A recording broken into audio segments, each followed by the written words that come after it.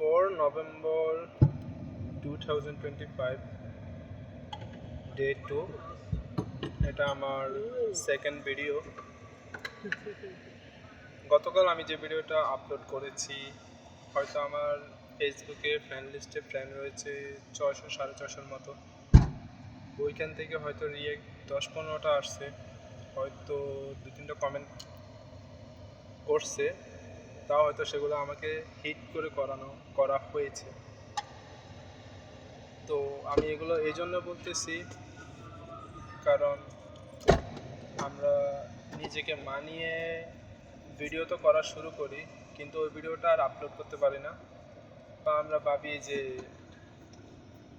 ভিডিওটা আপলোড করলে আমাদের রিলেটিভ ওই ভিডিওটা দেখবে, আমাদের ফ্রেন্ড সার্কেলের ফ্রেন্ডরা দেখবে, দেখে আমায় কি বলবে, আমার নিয়ে হাসি ঠাট্টা করবে, আমাকে নিয়ে মজা উড়াবে, আরও কত কি। এখন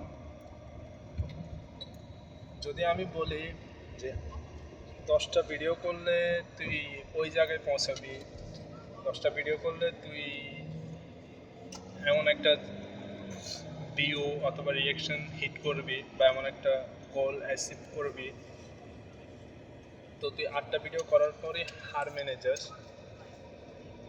কারণ তুই 8টা ভিডিও করছিস, বাকি 2টা ভিডিও কি জন্য করতেছিস না? এর কারণ হচ্ছে তুই তো জানিসই না যে 10টা ভিডিও করলে তুই এমন পর্যায়ে পৌঁছাবি, তাই তুই শেষ মুহূর্তে গিয়ে হার মেনে ফেলিস।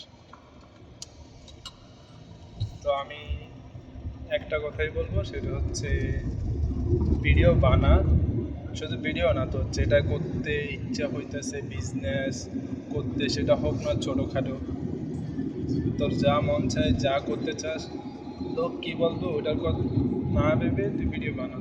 কতগুলো রিয়েকশন আসছে, কে কমেন্ট করলো, কি করলো না করলো, সেটা দেখার একদমই দরকার নেই। আর কত বাহানা দিবি?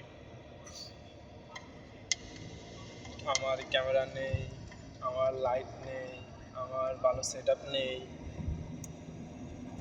হ্যাঁ, আমার কাছে সময় নেই, আমি চাকরি করি, তারপরে আর আমি ভিডিও তৈরি করতে পারি না। এগুলো সবই বাহানা। ফোন আছে, বের কর, ভিডিও শ্যুট কর। এখন আমার পাশে আমার ম্যানেজার আছে, উনি কি আমাকে ভিডিও করতে বারণ করতেছে, নাকি আমার কাছ থেকে উনি ফোন নিয়ে ফেলতেছে যে ভিডিও করা যাবে না?